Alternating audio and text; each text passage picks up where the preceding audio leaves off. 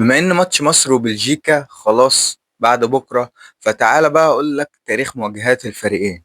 بسم الله والصلاة والسلام على رسول الله. قبل ما نبدأ الفيديو اللي مصلاش على النبي، صلى على النبي وواحد الله. ولو بتتفرج على الفيديو ده في وقت صلاة روح صلي، وبعد كده برجع اتفرج على الفيديو. مصر وبلجيكا اتقابلوا قبل كده 4 مرات. طبعا، مش عايز النتائج دي تغرك. أنا مش عايز النتائج بتاع دي تغرك، عشان ساعتها كان معانا مدربين. لكن اللي موجود دلوقتي ده إشارجي مش مدرب. مصر وبلجيكا اتقابلوا قبل كده 4 مرات، كلهم كانوا وديات. أولهم 1990، مصر فازت 1-0 بهدف حازم إمام. طبعا حازم إمام الكبير.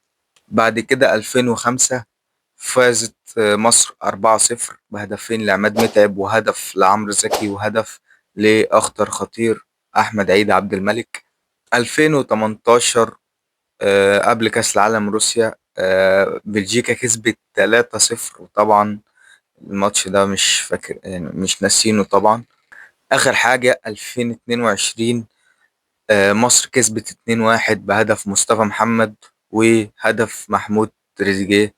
كده يبقى ال4 مواجهات خلصت. أقول لك على توقعنا للماتش هيبقى، مش هحبطك، بس أنا يعني ده أنت ما بتلعبش كورة. او احنا يعني حاطط انا معاكم مصر، يعني فاحنا ما بنلعبش كورة، ما عندناش مدرب. فانا بقول هنخسر 3-1 للأسف يعني. بس كده الفيديو خلص. عجبك الفيديو دوس لايك، وانت لو وصلت لحد دلوقتي ما دوستش لايك، تبقى اعلم ان الشيطان هو اللي منعك.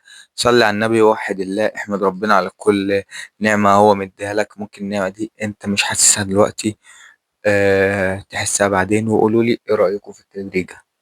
سلام.